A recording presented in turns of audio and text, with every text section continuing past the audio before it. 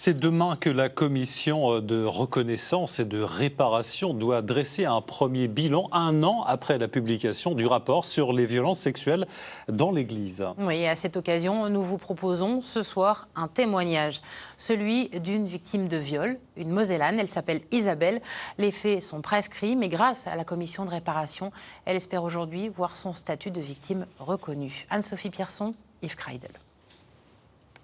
Ce moment, Isabelle Setain l'attend depuis 41 ans. Dans quelques jours, son statut de victime sera enfin reconnu par l'Église.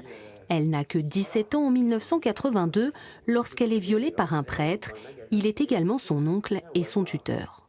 Vous êtes cadenassé et vous êtes tellement sidéré de ce qui s'est passé où vous n'avez rien pu faire, ni vous défendre, parce que moi j'avais mes jambes coincées, mes bras, et j'étais vraiment coincé contre lui. J'étais coincé, je ne pouvais pas descendre du canapé. Voilà.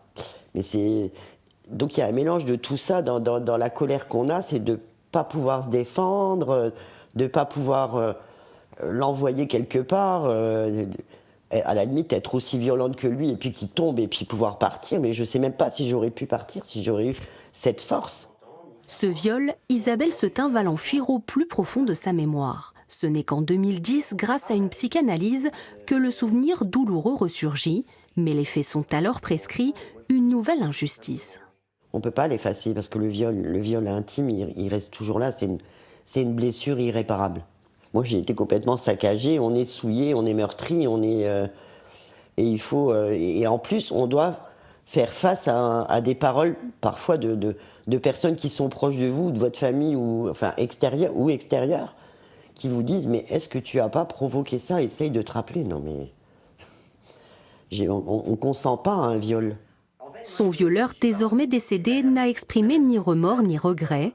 Avec son témoignage, elle veut aujourd'hui se réparer, mais surtout inciter d'autres victimes à libérer leurs paroles.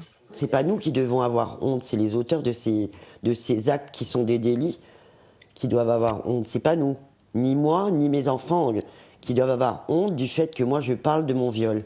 Un viol, c'est pas tabou. Ça doit pas être quelque chose de tabou, ça doit pas être quelque chose qui reste à l'intérieur des victimes. Ça doit sortir des victimes, elles doivent pouvoir le libérer.